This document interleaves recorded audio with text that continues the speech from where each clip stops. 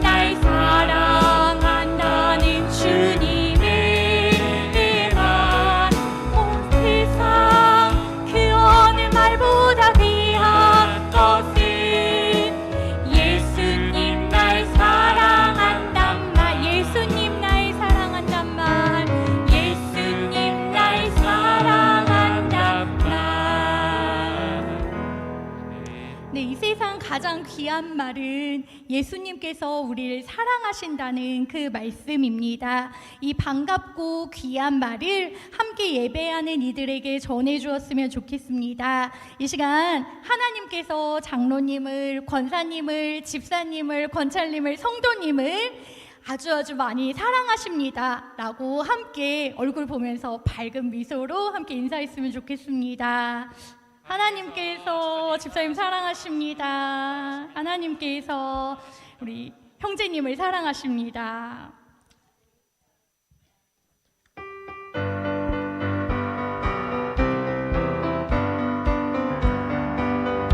나의 사랑하는 책, 나의 사랑하는 책 비록 헤어졌으나 어머니의 무릎 위에 앉아서 재미있게 듣던 말 그때 일을 지금도 내가 잊지 않고 기억합니다.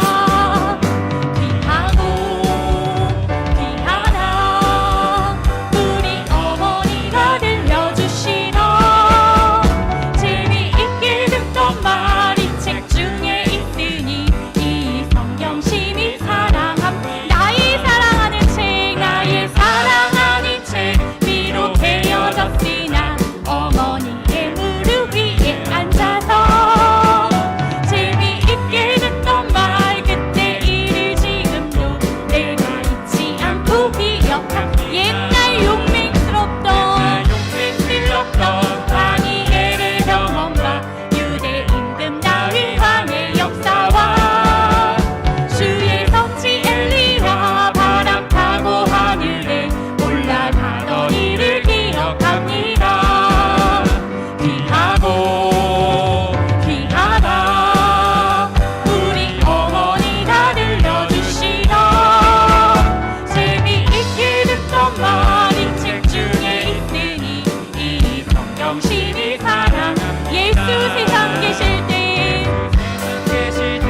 많은 고난 당하고 십자가에 달려 죽임 당하니 어머니가 읽으며 눈물 많이 흘린 것 지금까지 내가 기억합니다. 그때 일은 지나고 나의 눈에 화나오 어머니의 말씀 기억하면서 나도 시시때때로 성경 말씀 읽으며 주의 뜻을 따라 살려 합니다. 귀하고 귀하다 우리 어머니가 들려주시던 재미있게 듣던 말이 책 중에 있으니 이 성경 심히 그때 일은 지나고 나의 눈에 화나오 어머니의 말씀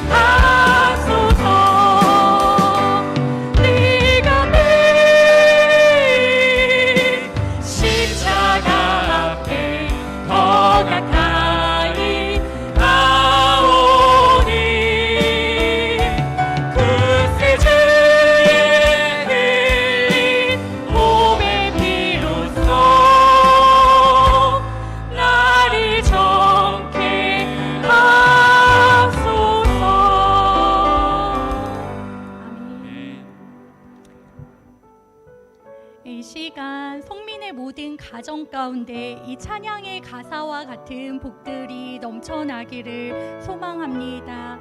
하나님 이 가정을 축복하소서. 하나님 이 가정을 축복하소서. 하늘의 신령한 복으로 하나님 이 가정을 축복하소서. 땅의 기름진 복으로 가득히 채워주소서. 가득히 채워주소서. 주님의 사랑, 주님의 평안, 주님이 주시는 기쁨, 자손들으로 주님의 축복 영원히 주시옵소서. 하나님 이 가정을 축복하소서. 성령의 충만한 복으로 하나님 이 가정을 축복하소서. 만사 영통한 복으로 가득히 채워주소서. 가득히 채워주소서. 주님의 사랑, 주님의 평안, 주님이 주시는 기쁨,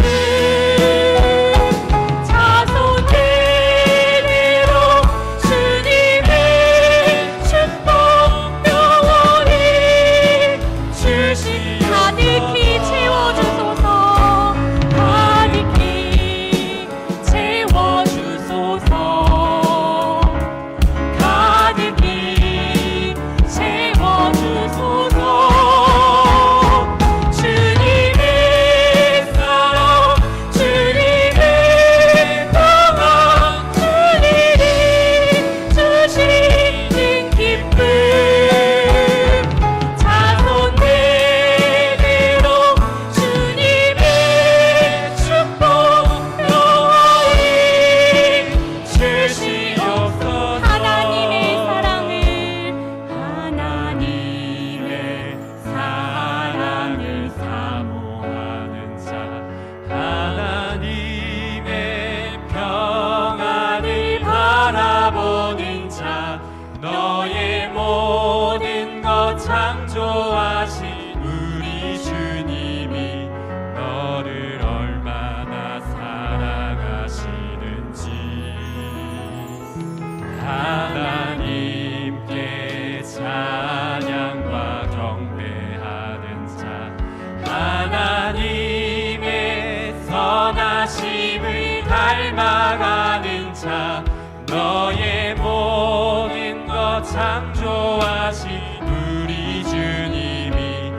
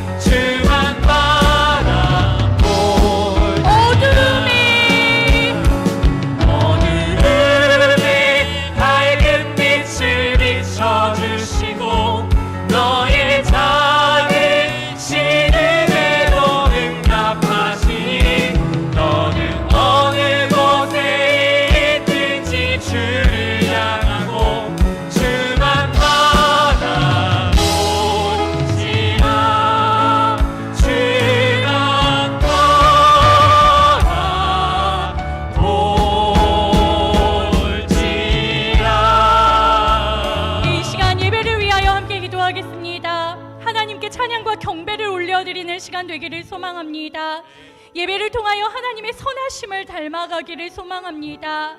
이혜진 목사님을 통하여 전해지는 하나님의 말씀으로 우리의 신앙이, 우리의 가정이, 우리의 목장이, 교회가 세워지기를 소망합니다. 주어진 기도 제목 가지고 함께 주님의 이름 한번 부르짖고 함께 기도하겠습니다. 주여! 사랑하시는 하나님 아버지, 이 시간 주님 한 분만 홀로 영광 받으시기를 소망합니다. 하나님, 우리의 모습 드러나지 아니하게 하여 주시고, 우리의 감정, 우리의 기분 앞세우지 아니하게 하여 주시고, 오직 하나님 한 분 바라보며 하나님 한 분만 높이는 예배의 시간 되어지기를 소망합니다. 하나님, 이 예배의 시간을 통하여 하나님의 선하심을 닮아가서 세상 가운데서 그리스도의 제자답게, 그리스도의 자녀답게 살아갈 수 있는 그리스도인들이 되어지기를 소망합니다. 또한 하나님 아버지, 목사님을 통하여 우리를 향하신 하나님의 말씀을 들을 터에 그 말씀을 듣고 하나님, 우리가 한 사람 한 사람이 세워지게 하여 주시며, 우리의 가정이, 우리의 목장이, 우리의 교회가 세워질 수 있는 능력의 말씀 되어질 수 있도록 예배 가운데 주님 함께하여 주시옵소서.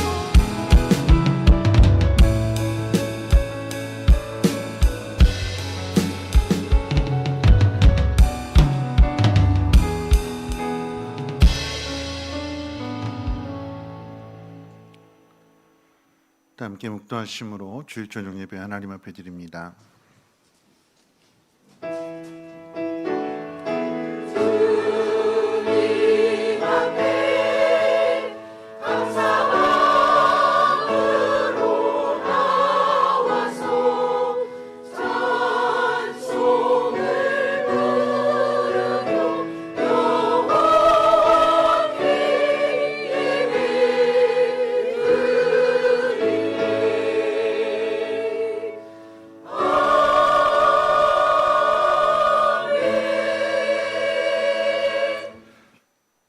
사도신경으로 신앙 고백합니다.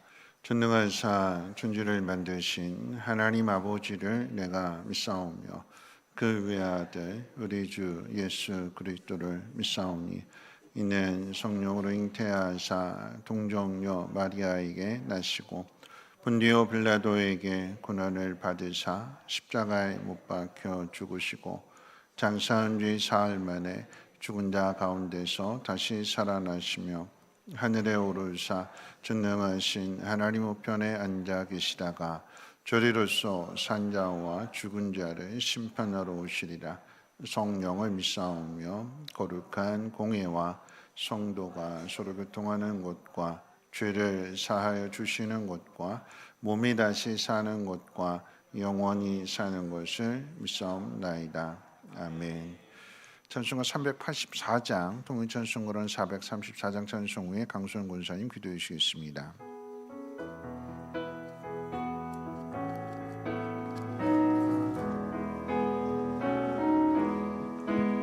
나의 갈 길 나가도록 예수 인도하시니 내 주 안에 있는 긍휼 어찌 의심하리요. 믿음으로 사는 자는 하늘 위로 받겠네. 무슨 일을 만나든지 만사용통하리라. 무슨 일을 만나든지 만사용통하리라. 나의 갈 길 나가도록 예수 인도하시니 어려운 일 당할 때도 족한 은혜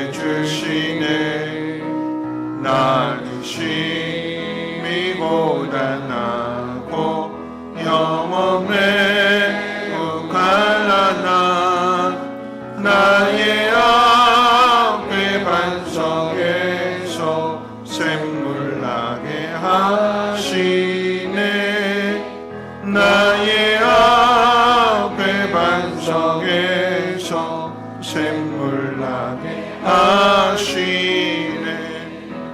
나의 갈 길 나가도록 예수 인도하시니 그의 사랑 어찌 큰지 말로 할 수 없도다. 성령 감화 받은 영혼 하늘 날아갈 때에 영영 부를 나의 찬송 예수 인도하셨네. 영영 부를 나의 찬송 예수 인도하셨네.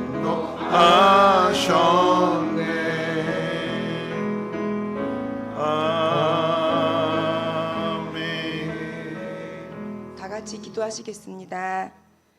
사랑하신 하나님 감사합니다. 오늘도 거룩한 주일을 맞이하여 예배를 사모하게 하시고 은혜의 보좌 앞으로 불러주심에 감사드립니다.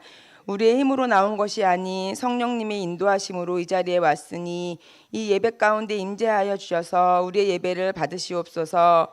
하나님이 찾으시는 예배자의 모습으로 온 마음과 정성을 다하여 드려지는 거룩한 예배로 인도하여 주시며 우리의 몸과 마음을 새롭게 하여 주시고 정결하게 하여 주옵소서. 매일의 우리의 삶이 예배로 드려져야 함에도 불구하고 뒤돌아보니 많이 부족하고 믿음 없었음을 고백합니다. 세상과 구별된 거룩한 자로 세워져야 함을 알고 있지만 그들과 같은 모습으로 죄악 가운데 살아왔음 또한 고백하오니 용서하여 주옵소서. 이 예배를 통하여 회개할 수 있는 믿음을 회복시켜 주시고 우리의 영과 육이 강건하여짐으로 치유받고 도전받는 귀한 시간 되게 하옵소서. 5월은 가정의 달입니다. 아름답고 복된 가정을 세워주시고 그곳에서 하나님의 나라를 경험하며 살아가게 하심을 감사드립니다. 오늘은 어버이 주일로 지키고 있습니다. 부모는 자녀를 말씀과 훈계로 양육하고 축복하며 옳은 길로 인도하고 자녀는 하나님이 우리 아버지 되심을 인정하는 것처럼 우리 육의 부모님을 공경하며 그 뜻에 순종하게 하옵소서.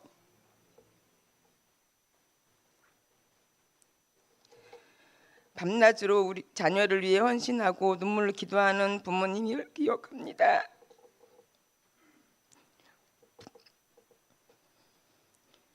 부모님의 헌신과 기도가 헛되지 않게 하시고 그 사랑을 이어받아 우리 또한 자녀 세대를 신실하게 세우는 일에 축복의 통로가 되게 하옵소서. 내 부모를 공경하라 그리하면 이 땅에서 잘되고 장수하리라 말씀하신 것처럼 신앙의 모범을 보여주신 부모님의 값진 믿음의 유산을 본받아 우리 자녀들에게 대대로 물려줄 수 있는 믿음의 가정, 물된 동산 같은 가정으로 인도하여 주옵소서. 하나님, 이 시간 힘들고 광야 같은 시간을 지나는 성도님들 계십니까? 그 시간 가운데 신실하신 하나님의 뜻을 발견하고 그 고난 가운데 낭망하거나 좌절하거나 지치지 않도록 새 힘을 허락하여 주옵소서. 우리가 하나님 안에서 한 가족인 것처럼 서로를 돌아보고 사랑과 격려로 보듬어가는 성민의 한 가족이 되길 소망합니다. 이 시간 귀한 목사님 말씀을 통하여 말씀을 듣게 하심을 감사합니다. 대언하시는 목사님 영육을 강건하게 하시고 지치거나 외롭지 않게 강한 팔로 붙드시고 복음을 증거하는 입술과 걸음걸음마다 능력으로 붙잡아 주시고 말씀의 권세를 주셔서 하나님의 사랑과 복음이 전해지게 하옵소서. 이 시간 말씀을 들을 때 우리의 무뎌진 마음, 메마른 심령에 새로운 은혜의 담비가 되게 하옵소서. 이 시간 받은 은혜를 마음에 새기며 세상에 나아가 그 은혜를 흘려보내며 함께 나누는 주님의 사랑을 전하는 저희가 되게 하옵소서. 언제나 주님의 생각과 계획은 선하시며 온전하시며 우리를 위해 중보하시고 일하시고 계시는 하나님을 기대합니다. 주님 사랑합니다. 예수님의 이름으로 기도했습니다. 아멘.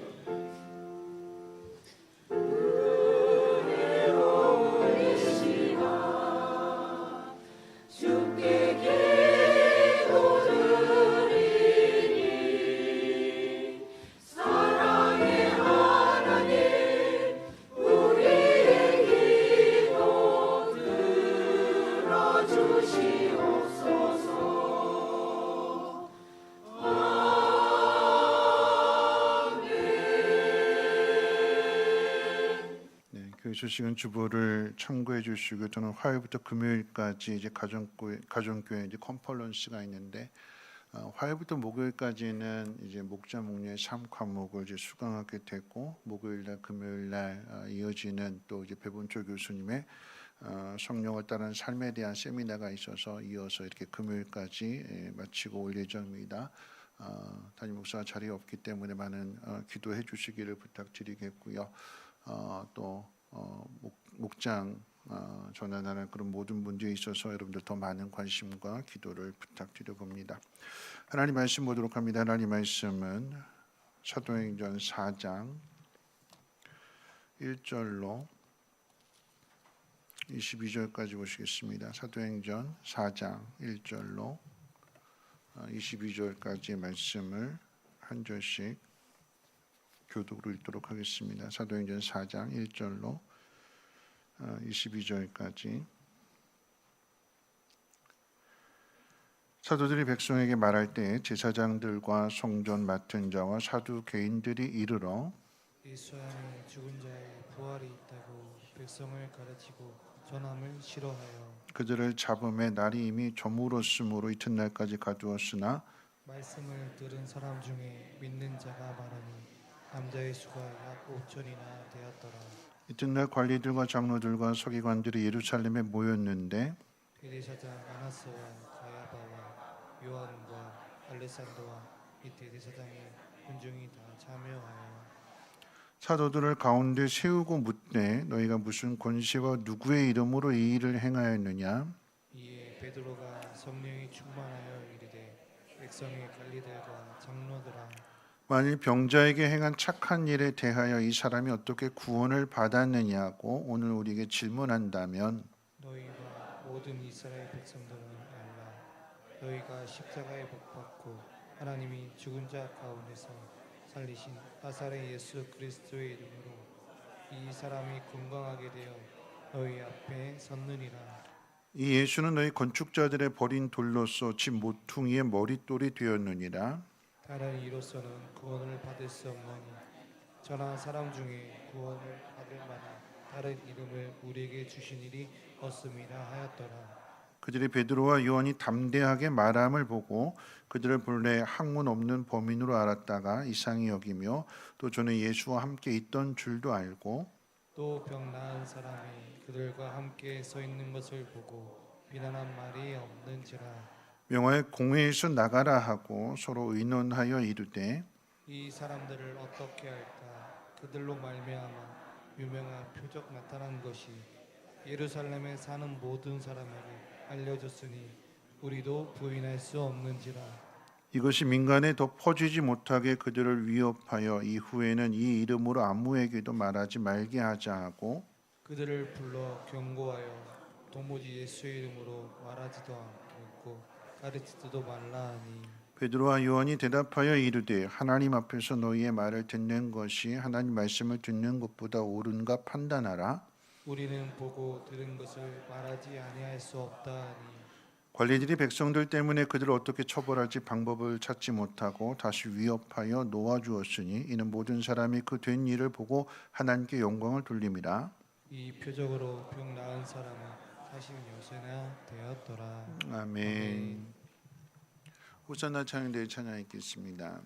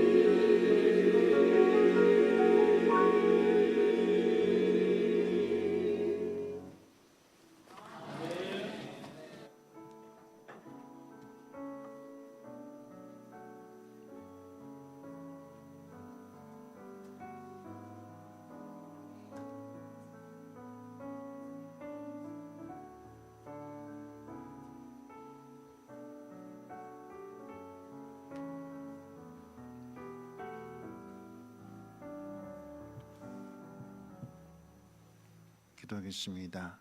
좋으신 하나님, 어버이 주일을 맞이하면서 부모님이 우리를 얼마나 사랑하셨는지에 대한 그 사랑을 생각할 수 있는 시간을 가져봅니다. 오늘 우리가 이 자리에 있는 모든 것이 부모님의 은혜임을 안다면 무엇보다도 그 부모님을 통해서 우리를 사랑하시는 하나님의 그 놀라우신 사랑을 더 깊이 깨닫는 우리 모두가 되게 하옵시고, 눈에 보이는 부모를 공경함으로 인하여서 보이지 않는 하나님까지도 경외하며 하나님 앞에 찬송과 영광 돌릴 수 있는 우리의 믿음이 되게 하옵소서.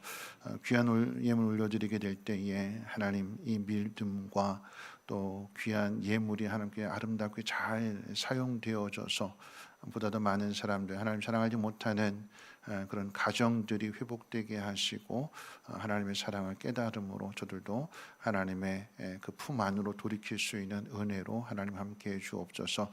이 사명 감당할 수 있도록 세우신 주의 종들을 기름 부어주시고 하나님으로 충만하게 채워주심으로 인하여서 가정을 살리고 회복시켜 나갈 수 있는 축복의 통로가 되게 하옵소서. 감사드리며 예수님의 이름으로 기도합니다. 아멘. 네, 우리 옆에 분과 함께 인사 나누실 때 행복하게 삽시다 하고 인사해 볼까요? 네, 행복하게 삽시다. 네. 오늘 말씀을 한번 생각해 본다면 오늘 말씀은 이제 사도행전 3장부터 이제 이어지는 이야기지요. 성전 미문에 앉아 있던 걷지 못하던 사람을 베드로와 요한이 일으켜 세워준 일, 고쳐준 그 일, 오늘 본문 가운데 보니까 그 사람의 나이가 40세였음을 기록하고 있습니다. 태어나면서부터 40년 동안 걷지 못했던 사람들을 걷게 해준 그 일을 가지고 이제 이게 도대체 어떻게 된 일이냐에 대한 설교를 했어요. 그랬더니 그 설교를 듣고 많은 사람들이 깨닫게 되고 회개하게 되는 거죠. 우리에게 되어진 모든 일들, 이 일이 어떤 의미냐, 여기 하나님 뜻이 어디에 있느냐, 그것을 우리가 깨달을 수 있도록 하나님께서 설교를 통해서 또 말씀을 통해서 가르쳐 주시는데, 오늘 이건 말씀을 통해서 한번 생각해 보는 것은 그 말씀을 듣는 사람들의 반응이 둘로 나눠지게 됩니다. 첫 번째 반응은 오늘 본문에서 표현하는 것처럼 이들이 듣고 회개하고 믿게 된 사람들이 5천 명이나 됐다. 순기능인 거죠. 설교 말씀을 듣고 우리가 그렇게 예수를 십자가에 못 박았구나, 우리가 죄인이었구나, 우리가 하나님을 알지 못했구나 하는 것을 깨닫게 됨으로 인하여서 하나님 말씀대로 순종하고 따라가는 사람이 남자일 수만 5천 명이라고 했으니까 이루 말할 수 없는 사람들이 믿게 된 거죠. 또 다른 반응은 뭐냐면 똑같은 말씀을 들었는데 그 말씀을 듣고 대제사장들과 또 관리들과 장로들과 서기관들이 베드로와 요한을, 설교하는 베드로와 요한을 잡아다가 가두고 그 다음날 이제 신문하는 그런 내용이 오늘 본문 가운데 기록되어져 있는 내용입니다. 관리들과 장로들과 또 대제사장들과 서기관들이 이 베드로와 요한을, 설교자인 이 두 사람을 신문하는 이유는 이제 세 가지입니다. 세 가지. 첫 번째 이유는 뭐냐면 오늘 본문에도 기록하고 있는 것처럼 예수가 부활했다라고 하는 것을 전하는 것이 싫어서라고 그랬습니다. 이들은 서기관들인데 대부분의 서기관들은 다 사두개인이었다고 그래요. 그러니까 바리새인들과 쌍벽을 이루게 되는 그 사람들이 사두개인들인데, 근데 이 사두개인들은 부활을 안 믿어요. 부활을 믿지 않습니다. 부활을 안 믿는데, 그런데 베드로 요한이 예수님 부활하셨다라고 증거하니까 자기들이 가지고 있는 신학적인 교리와 안 맞으니까 더 이상 그것을 전하지 못하도록 잡아들이게 되는 거죠.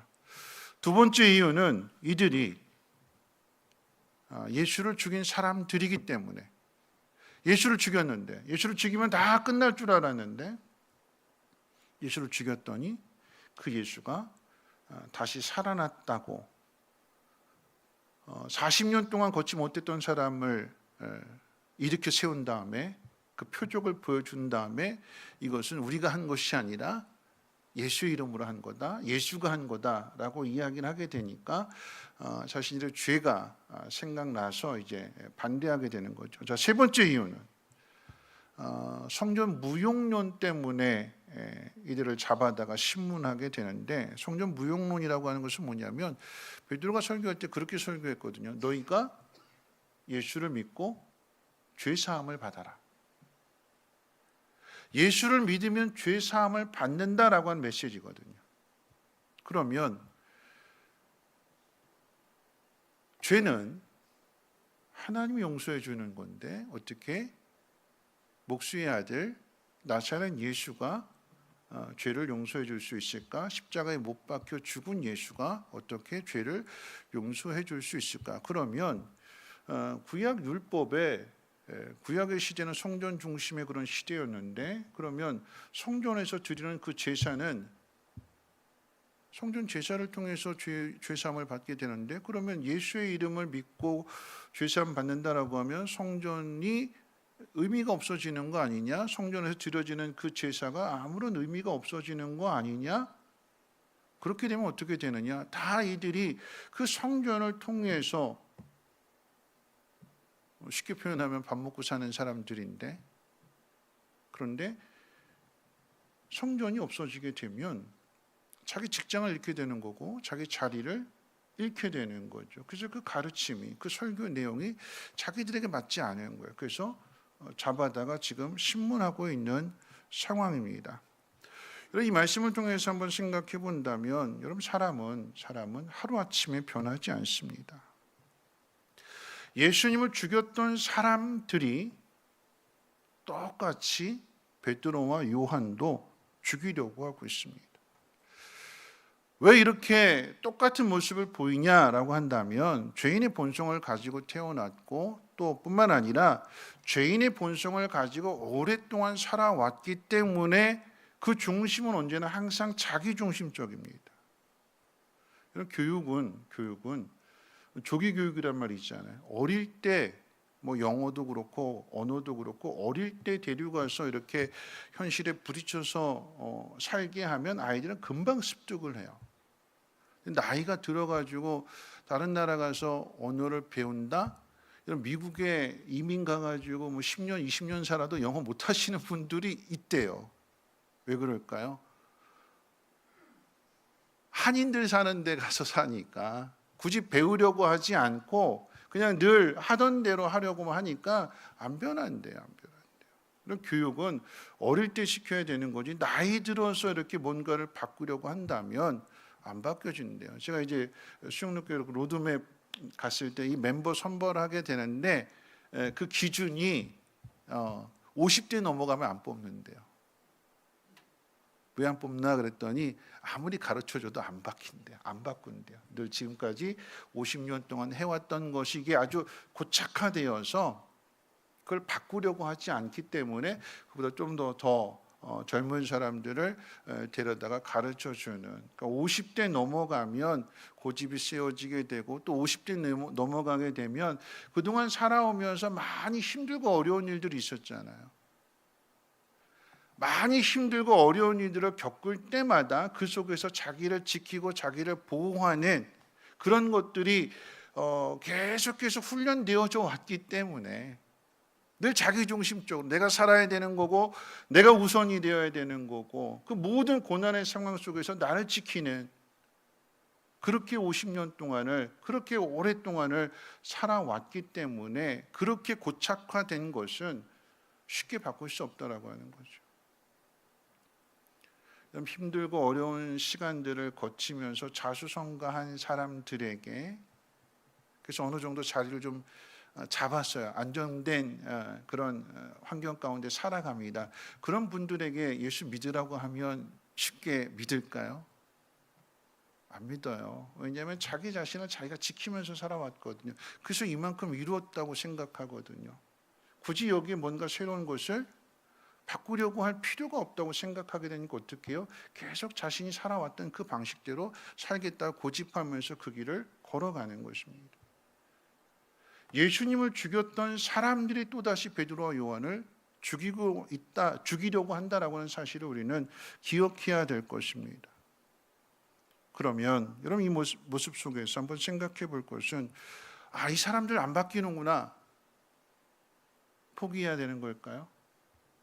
오랫동안 자기 중심적으로 살아온 사람들이기 때문에 이 사람들은 뭘 해도 안 바뀌는 거구나. 포기해야 될까요? 그에 대한 답을 이제 오늘 본문의 말씀을 통해서 한번 예수님과 제자들과의 관계에서 한번 생각해 보려고 합니다.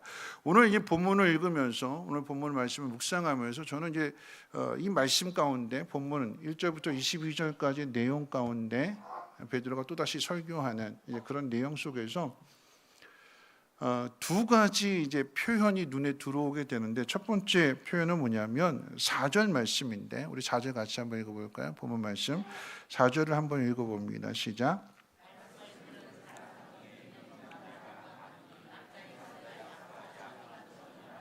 네, 말씀을 들은 사람 중에 믿는 자가 많으니 남자의 수가 약 5천이나 되었더라. 이 말씀 속에 뭐가 제일 눈에 들어올까요? 남자의 숫자 몇 명이래요? 5천 명. 그래요. 성경을 보시는 분이 많이들 이제 저랑 닮아지셨어요, 그렇죠? 제가 딱 보면서 눈에 딱 들어온 게 뭐냐면 남자의 수만 5천 명이었더라. 그 다음에 또 눈에 들어온 게 뭐냐면 11절 말씀인데 우리 11절도 같이 한번 읽어볼까요? 11절 같이 한번 읽어봅니다. 시작.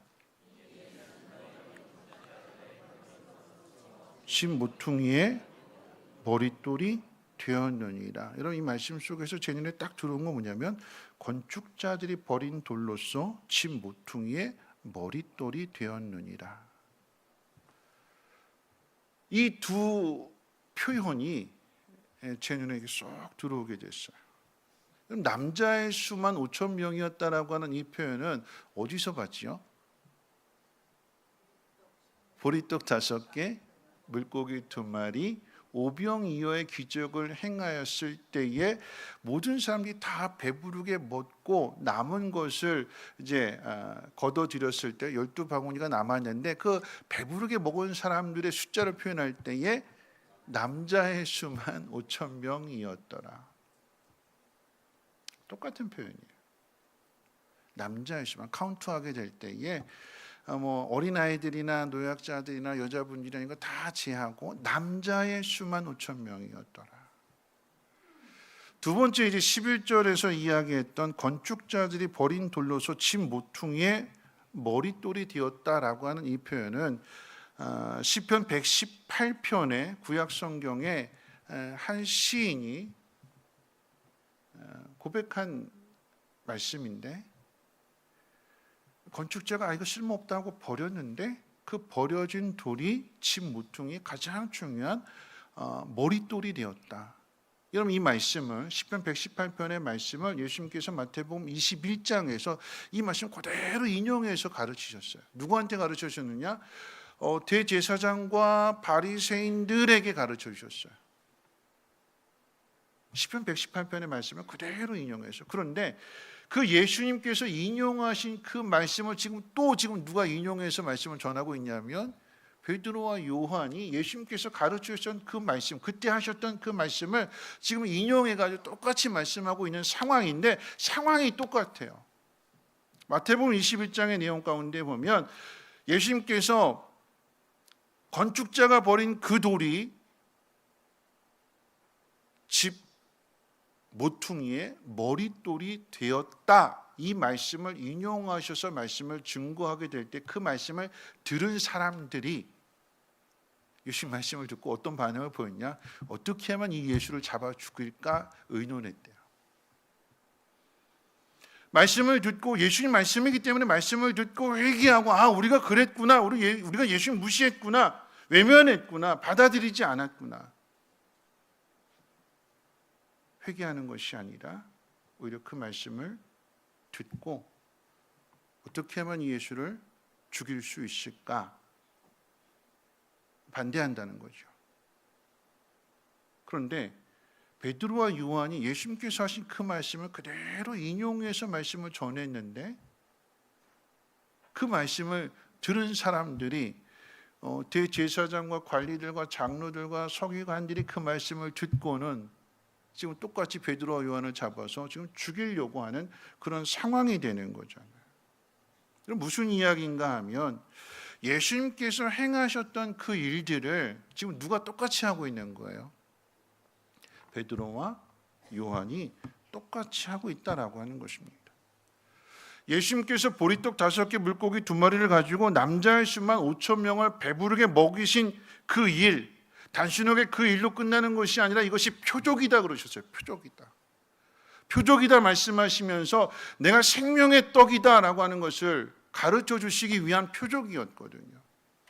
베드로와 요한도 동일하게 걷지 못하는 사람을 일으켜 세울 수 있었던 이것은 예수님께서 행하신 일이다. 우리가 한 일이 아니라 너희가 십자가에 못 박은 그 예수가 그 예수의 이름을 통해서 이 일을 행한 것이다. 그 말씀을 들은 5,000명의 사람들, 남자의 수만 믿었다라고 하는 거죠.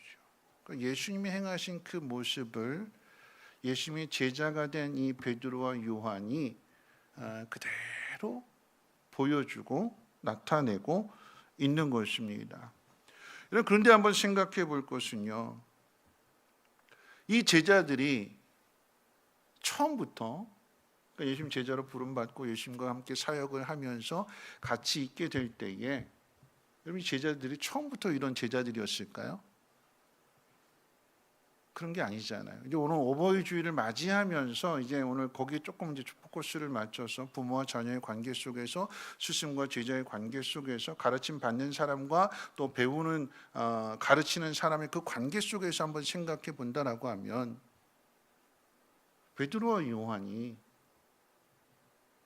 처음부터 이런 사람들이었을까요? 예수님께서 가르쳐 주시는 그 말씀들을 다 100% 받아들이고 이해하고 순종하고 따라가고 또한 그것을 많은 사람들에게 보여줄 수 있었던 그런 사람들일까요? 그렇지 않더라라고 하는 거죠. 예수님 그렇게 가르쳐 주셨는데도 이해하지 못하던 사람들이었어요. 늘 자기중심적이었고 예수님을 따르는 목적이 말씀에 순종하고 예수님을 통해서 하나님 나라를 이루어가는 그런 어떤 의미에서 본다라고 하면 진정한 그런 제자가 되는 그런 데 목적을 두는 것이 아니라 어떻게 하면 예수를 이용해서 잘 살 수 있을까? 성공할 수 있을까? 남들보다 더 높은 자리에 올라갈 수 있을까? 그런 모습들 뿐이었어요. 오죽했으면 예수님께서 베드로에게 네가 오늘 밤 나를 3번 부인할 거다. 근데 베드로는 그랬잖아요. 다른 사람은 다 주를 버릴지라도 나는 절대 주님 안 버리겠습니다. 그날 밤에 꼬꾸러지잖아요. 계집종의 말에 금방 넘어지잖아요. 큰 소리 쳤는데. 그런데 놀라운 건 뭐냐면 오늘 말씀 가운데 보니까 계집종의 말에 거꾸라졌던 이 베드로가 관리들과 대제사장들과 또 이 서기관들이 사두개인들이 좀 위협하고 있는 상황이에요. 내 입에서 한 번만 더 예수 이름 이야기하면 너 죽인다 라고 위협하는 상황인데 오늘 베드로가 뭐라고 고백하는가 하면 우리 18절 말씀 19절 말씀도 한번 같이 한번 읽어볼까요? 같이 한번 읽어봅니다. 시작.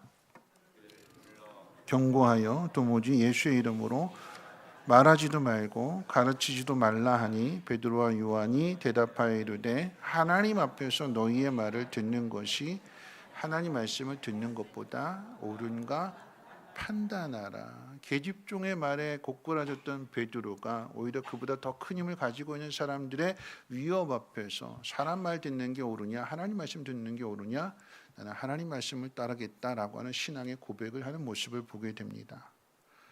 바뀐 거죠. 예수님이 살아계실 때 십자가에 못 박히시기 전까지 찾아볼 수 없었던 그 모습이 예수님이 십자가에 못 박히시고 부활하시고 승천하시고 난 다음에 예수님이 안 계신 상황 속에서 베드로의 이 변화된 모습이 보여지고 나타나더라라고 하는 이야기입니다. 어떻게 베드로가 이렇게 바뀌어질 수 있었을까? 그럼 어떤 의미에서 본다면 오늘 예수님 말씀을 들었을 때, 설교의 말씀을 들었을 때 우리가 그 말씀을 깨닫고 그래 한번 그렇게 한번 살아봐야지 결단하고 순종하는 사람이 있는가 하면 거기에 반대하는 사람이 있다고 그랬잖아요. 그런데 반대하는 것은 단순하게 대제사장이나 예수님과 정적 관계에 있는 사람들만의 반대가 아니라 교회 안에서도 반대하는 사람들이 있어요. 어떤 사람들일까요? 깨닫지 못하는 사람들. 누가 깨닫지 못해요? 제자인데. 예수님 앞에 부름 받았는데 부름을 받았음에도 불구하고 예수님의 말씀의 의미를 깨닫지 못하고 예수님이 하시고자 하는 일을 깨닫지 못한다라고 하면 이 제자들의 모습도 반대하는 사람들과 결코 다르지 않은 거죠. 그런데 중요한 것은 뭐냐면 깨닫지 못했던 베드로와 요한을 비롯한 모든 제자들이 예수님이 안 계신 그 상황들 속에서 성령이 임하게 되니까 변화가 되었고 변화된 모습을 오늘 본문이 우리에게 그대로 보여주고 있는 것입니다. 어떻게 이렇게 변화될 수 있었을까요? 잠깐 세 가지 이유를 생각해 본다면 첫 번째는 뭐냐면 예수님 가르침인 거죠. 가르치시는데도 깨닫지를 못해요. 이건 이거다 하고 보여주셨는데도 불구하고 받아들이지 않습니다. 사람의 생각으로만 하는 거예요. 자기 기준으로만 생각하는 것입니다. 하나님의 아들이 오셔서 말씀해 주시는 건데 하나님의 뜻을 가르쳐 주시고 하나님이 하실 일들을 말씀해 주시는데 받아들이지 않아요. 그럼 포기할까요? 아니요. 예수님은 또 가르쳐 주시고 또 가르쳐 주세요. 말씀만으로 가르쳐 주셔서 깨닫지 못하게 되니까 세족식을 해주시고 성찬식을 보여주시고 그러면서 시청각적으로 보여주시기도 하세요. 오늘 이 사람들이 변화되지 않는다고 해서 오늘 이 사람들이 순종하지 않는다고 해서 이 사람들 틀려먹었어 하고 포기하는 것이 아니라 주님은 가르치시고 또 가르치시고 또 가르치세요. 예수님께서 그렇게 하실 수 있는 이유는 뭐냐면 가르치시고 반복해서 또 가르치실 수 있는 이유는 뭐냐면 두 번째 이유가 뭐냐면 가르침보다도 그 앞에 뭐가 있냐면 사랑이 있기 때문에 그런 거죠. 사랑하니까. 깨닫지 못한다고 해서 따라오지 않는다고 해서 포기하는 것이 아니라 여러분 이 사랑이라고 하는 것은 그냥 한 번으로 끝나는 게 아니잖아요. 반복해서 계속해서 가르쳐주고 가르쳐주게 되는 거예요. 마침내 이 제자들이 뒤에 가서 깨닫게 되고 예수님이 행하신 일들을 똑같이 행할 수 있었던 이유는 뭐냐면 그 뒤에 가서 주님 우리를 이렇게나 사랑하신 거였구나 하는 그 주님의 사랑을 깨닫게 될 때에 그 가르침도 받아들이게 되는 거예요. 그러니까 우리가 누군가를 뭔가 가르치기 전에 먼저 무엇이 있어야 되냐면 사랑하는 마음이 있어야 돼요. 사랑하는 마음이 없으면 사람들의 반응에 따라서 실망하게 되고 사람들의 그 반응에 보고 나도 똑같이 행동하게 되니까 그냥 그걸로 끝나버리게 되는 거예요. 예수님은 제자들을 사랑하셨기 때문에 자기의 사람들을 사랑하셨기 때문에 이들이 깨닫지 못한다 할지라도 계속해서 가르쳐 주시고 가르쳐 주셨어요. 사랑 때문에. 마지막 세 번째가 뭐냐면 삶으로 이렇게 보여주시게 될 때 여러분 그 사랑 안에는 뭐도 있냐면 믿음도 있는 거예요. 믿음. 삶으로 보여주신 그 믿음의 모습이 뭐냐면 믿는 것은 예수님 모든 것들을 다 이루시는 게 아니었어요. 예수님이 시작하신 일에 예수님이 끝을 보셨다라고 한다면 그러면 하늘로 올라가시지 않고 계속 남아 계셔야 되는데 예수님은 하늘로 올라가셨어요. 그 제자들만 남겨둔 채 말씀을 가르쳐 주시고 약속하시고 그리고 하늘로 올라가셨어요. 예수님 보여주신 그 삶의 모습, 믿음의 모습 뭐냐면 그 모든 것들 누구에게 맡기느냐? 하나님께 맡기는 모습이에요. 시작하셨으니까 다 끝을 맺으시는 것이 아니라 이 일을 시작하시는 분은 하나님이시기 때문에 하나님께서 이 일을 반드시 완성하신다. 그래서 하나님께 맡겨드리는 거죠. 그럴 때 성령이 오신 것이고 성령을 통해서 이 일을 깨닫게 되니까 이 제자들이 먼저 하나님 앞에 회개하게 되는 것이고 회개한 마음 가운데에서 예수님이 행하신 일들을 똑같이 행하는 모습으로 변화되더라라고 하는 것입니다. 그런 의미에서 오늘 저는 말씀의 제목을 보고 들은 것이라고 그랬어요. 사람들이 이 베드로와 요한을 잡아다가 죽이려고 지금 신문을 하고 있는 상황인데 죽이지 못하는 두 가지 이유를 이야기한다면 첫 번째, 이 사람들이 예수님과 함께 있었던 사람들이거든요. 예수님과 함께 있었던 사람들, 같이 3년 동안에 동고동락했던 사람들입니다. 근데 그 사람들이 두 번째로 표적을 나타나게 되니까, 유명한 표적을 보여주게 되니까, 모든 사람들이 그것을 보고 깜짝 놀라게 되는 표적을 보여주게 되니까 함부로 할 수 없는 사람들이 되었습니다. 죽이고 싶은데, 자기들은 죽이고 싶어요. 근데 죽이지 못해요. 베드로와 요한이 이와 같이 놀라운 일들을 이뤄갈 수 있었던 것, 전에는 비겁자였고 전에는 자기들부터 생각하는 사람들이었는데, 그런데 죽음 앞에서도 두려워하지 않고 내가 사람의 말을 들으랴 하나님 말씀을 들으랴, 내가 하나님 말씀 듣겠다, 내가 하나님 말씀 뜻대로 살아가겠다, 이렇게 고백하고 이렇게 결단하는 신앙을 보여줄 수 있었던 것은 예수님으로부터 보고 배웠기 때문에. 보고 배웠으니까 어떻게 해요? 그것을 그대로 보여주고 나타내는 거죠. 오늘이 어버이 주일입니다. 어버이 주일, 오늘 이 의미를 또 다른 각도로 한번 생각해 본다면, 예수님과 함께 했고 예수님을 통해서 보고 배움으로써 이와 같은 일들을 똑같이 행하게 되는 그 모습 속에서 우리 그런 말 하잖아요. 부모는 자식의 거울이다. 자식은 그 부모를 보고 그 길을 걸어가게 되는 거죠. 어떤 분이 이런 글을 썼는데, 어릴 때 시골에서 자랐대요. 그 시골집은 방이 4칸이 있었는데 그 중에 2칸을 빌려서 5 식구가 살았대요. 2칸을 빌려서 그 시골 마당 한 곁에 이제 재래식 화장실이 있었고, 겨울이 되면 연탄 가지고 이렇게 방을 따뜻하게 데피는데 엄청 추웠고, 그런 기억들밖에 없대요. 그러면서 가난했다라고 하는 이야기잖아요. 그런데 그 집안의 아버지는 왕이었대요. 순한 표현을 한다면 뭐 엄격하신 분 이렇게 좋게 표현하면 그렇게 되겠지만, 직설적으로 표현한다면 아버지가 왕이었대요. 그래서 어릴 때 이분의 기억이 뭐냐면, 방이 추워서 감기 걸려가지고 기침을 하는데 기침할 때마다 아버지가 화를 내드려요. 시끄럽다고, 기침하지 말라고.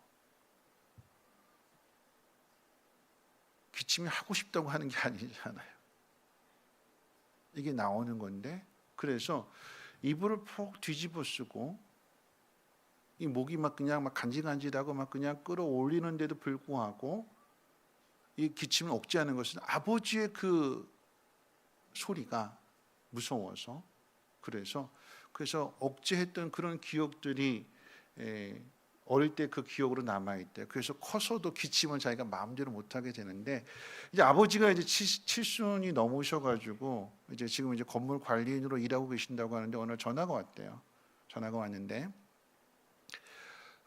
이제 명절 건물 관리이다 보니까 명절 때가 돼서 이제 그 건물 각동에다 이제 그 공지문을 붙여야 되는데 이거 어떻게 출력하는지 몰라가지고 이제 가르쳐 달라고 전화를 한 내용인데, 전화 통화 내용 끝에 이 아들이 아버지한테 그렇게 이야기했대. 아버지 이제 연세가 많으신데 거기서 그만두라고 하지 않아요? 라고 이렇게 질문을 했더니 이 아버지가 이렇게 대답을 하더래요.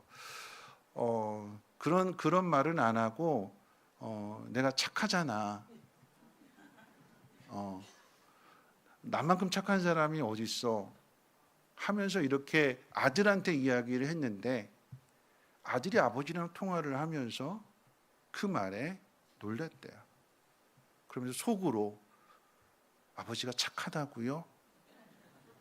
그래, 그렇게 그대로 썼어요. 아버지가 착하다고요? 그러면서 그 아버지가 착하다고 한 말이 아들한테 이게 콕 박혔어요. 아버지는 자기를 그렇게 생각하는구나. 자기를 착하다고 생각하구나. 내가 아는 아버지는, 나한테 있어서의 아버지는 그런 아버지가 아닌데. 그러면서 자기 자녀들을 생각하게 됐대요.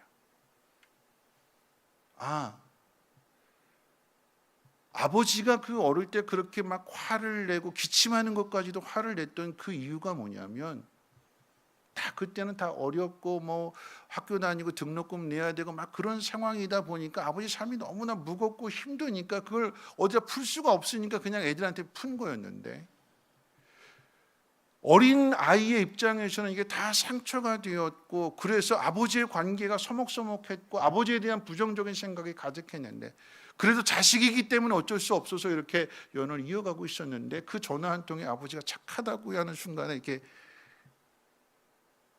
뭔가 뻥 맞은 그런 느낌이 들었대요. 그러면서 자기 자신을 생각하게 됐대요. 내 모습이 내 자녀에게도 그렇게 보여줄 수 있겠구나 하는 그런 생각이 들었대요. 자, 여러분, 제가 오늘 이 말씀을 드리는 이유는 이거죠. 어떤 게 맞을까요? 아버지가 착한 게 맞을까요? 아버지가 나쁜 게 맞을까요?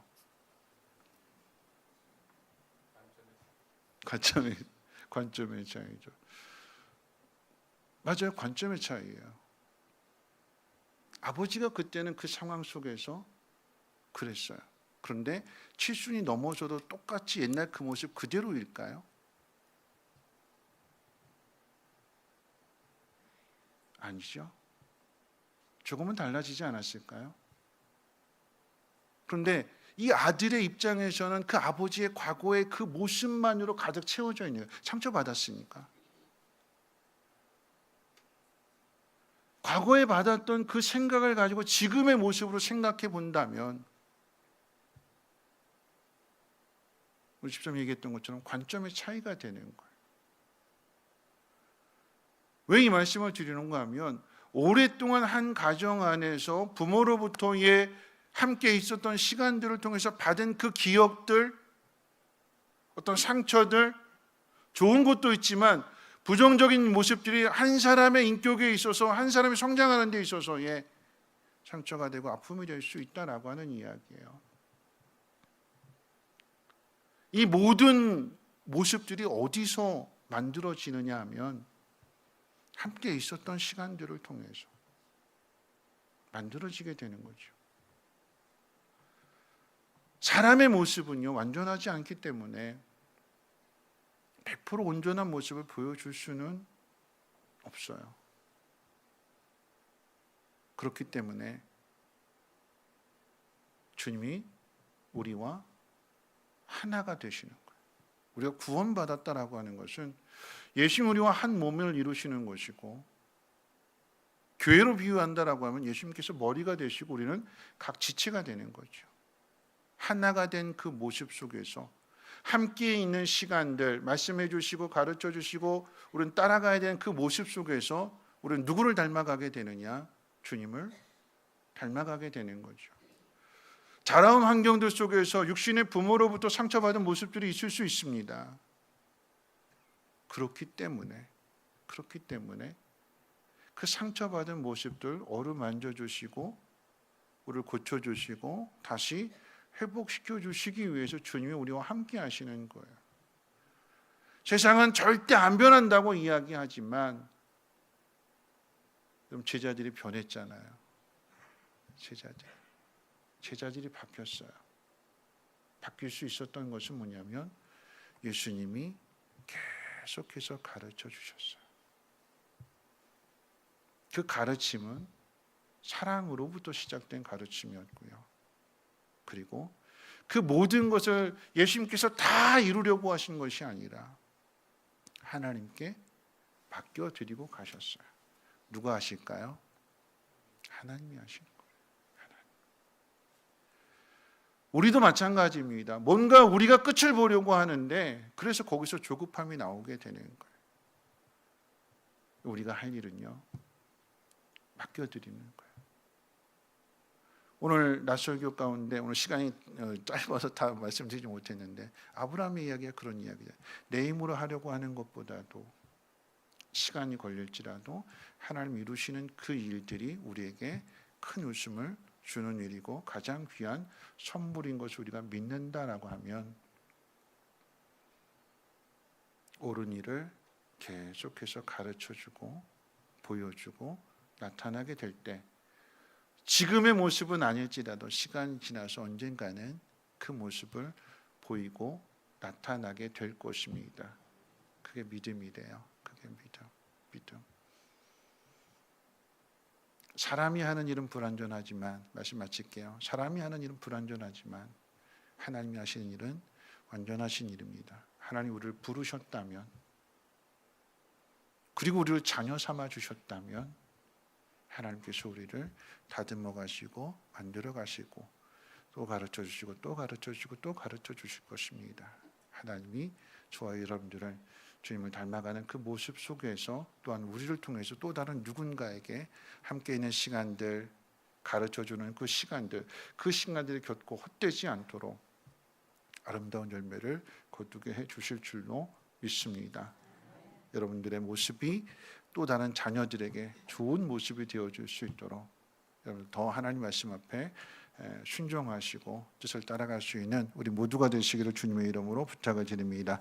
기도합니다. 좋으신 하나님 아버지, 오늘도 말씀을 듣습니다. 어버이 주일 맞이하면서 가정의 소중함을 생각하게 될 때에 생각하는 입장의 차이가 다 다를지라도 하나님 그 속에서 하나님이 우리를 붙들고 계시고 우리를 가르쳐 주시고 우리를 사랑해 주시고 또 우리를 믿어 주시기 때문에 그 속에서 우리가 놀라운 변화를 일으키게 될 줄로 믿습니다.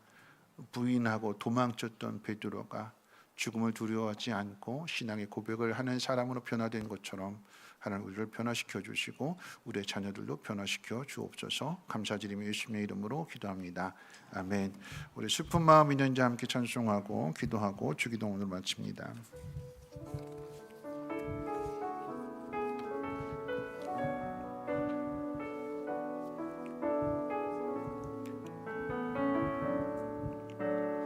슬픈 마음 있는 자 몸과 영혼 병든 자 누구든지 부르시오 예수 이름 부르시오 그 이름을 믿는 자 그 이름을 부르는 자 그가 어떤 사람이든 그는 구원 얻으리 예수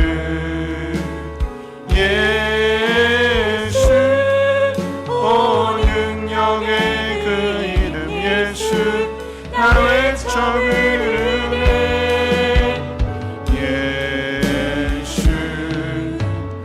예수 오 구원의 그 이름 예수 나 외쳐 부르네 예수 그리스도 은과 금 내게 없으나 은과 금 내게 없으나 나 가진 건 너의 주님 능력의 이름 예수라 그 이름을 부르시오 그 이름을 믿는 자 그 이름을 부르는 자 그가 어떤 사람이든 그는 주의 영광 보리라 예수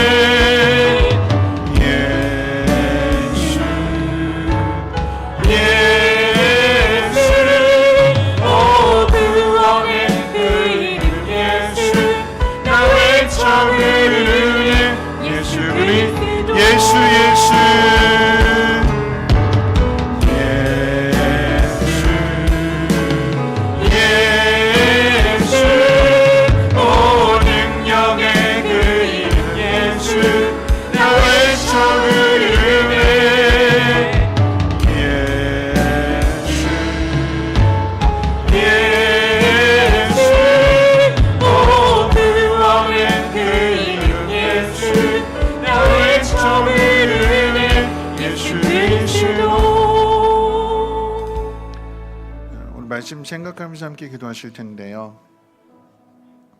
부모가 보여주는 그 모습을 자녀들도 똑같이 겪게 되고 똑같은 길을 가게 됩니다. 어떤 모습을 보여주느냐가 중요하겠지요. 여러분, 예수님이 보여주신 그 모습, 오병이어의 기적을 통해서 남자의 수만 5천 명 먹었는데 오늘 베드로와 요한이 걷지 못하는 사람을 일으켜 세워줬을 때 그 일로 인해서 남자의 수만 5천 명이 예수를 믿게 됩니다. 예수님께서 죽음의 위협을 당하는 상황 속에서도 하나님 말씀을 인용해서 가르쳤더니 그 모습을 보았던 베드로와 요한이 똑같은 말씀을 인용하는데 그 상황이 똑같은 상황이에요. 근데 그 상황 속에서 내가 사람의 말을 두려워하랴 하나님 말씀을 두려워하랴 하는 믿음을 보여주게 됩니다. 봤거든요. 함께하는 시간들을 통해서 배웠거든요.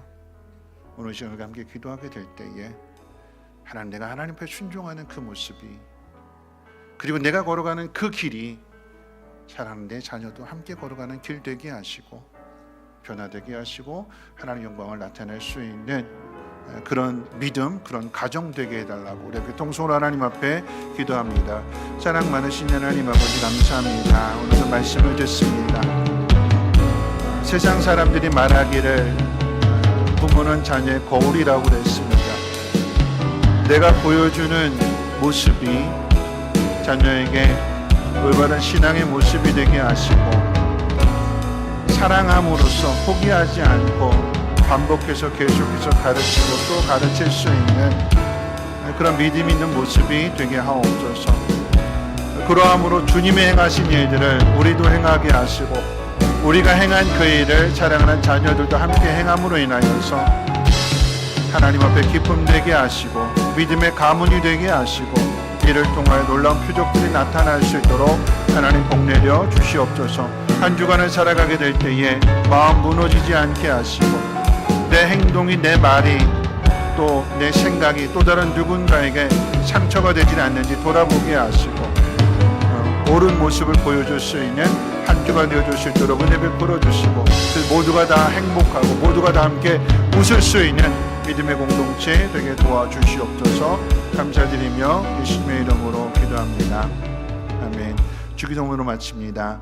하늘에 계신 우리 아버지여, 이름이 거룩히 여김을 받으시오며 나라가 임하시오며 뜻이 하늘에서 이루어진 것 같이 땅에서도 이루어지이다.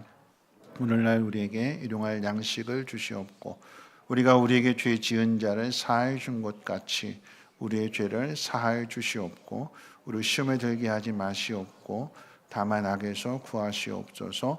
나라와 권세와 영광이 아버지께 영원히 있사옵나이다. 아멘.